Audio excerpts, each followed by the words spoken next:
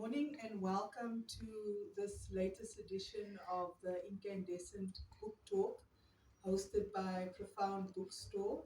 You can find us here on 181 Corlett Drive in Bramley, Johannesburg. And we are joined this morning by David Pasipanodya. I hope I'm saying the name correctly. Welcome to David and his insightful book, Winning Attitudes. This book is available at Profound Bookstore for 180 Rand. And you can also find it on Amazon and takealot.com. So with that, I'm going to hand over to my guest, Mr.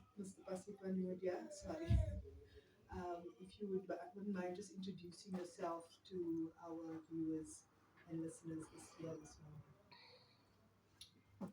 Well, as you have heard, my name is David Pasipanodya, and I'm married, and my wife happens to be here with 5 children, all grown up, and 4 grandchildren.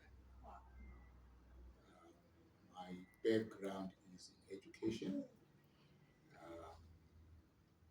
was a teacher for more than 30 years, about 33 altogether, in Zimbabwe, in Australia, and in South Africa.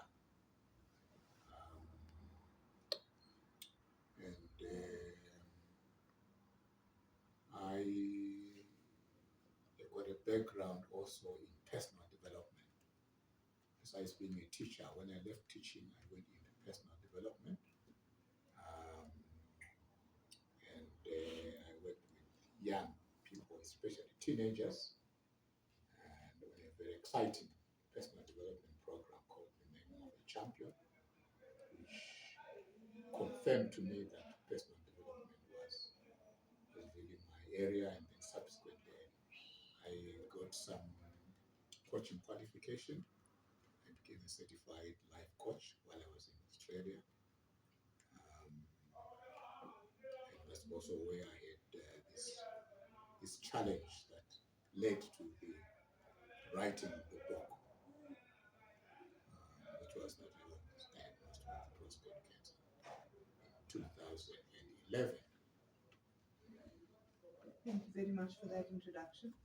So I'm going to go straight into my questions about your diagnosis and looking at your initial reaction and how that fed into the book. When you first received your diagnosis of stage 4 prostate cancer, what were your immediate thoughts and emotions? In fact, I still vividly remember the day as I was given this news. It was on the 1st of March 2011. And as I said earlier on, we were in Australia, and it was 5 o'clock in the afternoon. And I gone to see my urologist because I'd gone for tests, general tests, because having been in Australia for about 6.5 years or so, I became an Australian citizen. And so I was now on this incredible medical aid system. And so my wife and I said, let's go and have all the tests we can have just to make sure that our health is in the right place. And then when the results came, that's when this I was told by this urologist when I got in there 5 o'clock on the 1st of March 2011. Before I sat down, just I opened this door and was standing there. Before he offered me a seat, he said, you've got prostate cancer. And I felt dizzy immediately and obviously very confused.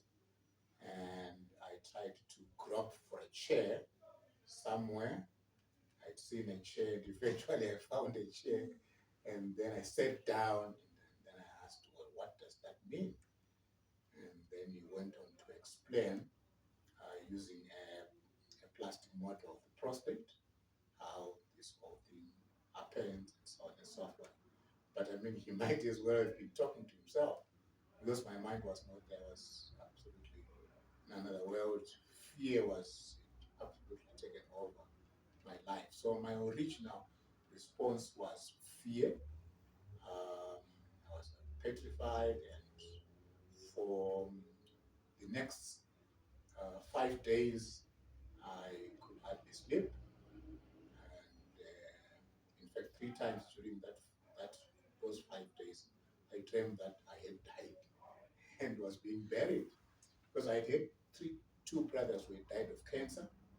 Um, and the urologist was saying that, well, if you've got brothers who have died of cancer and your cancer, because he said my cancer was, what I want to call it, my cancer.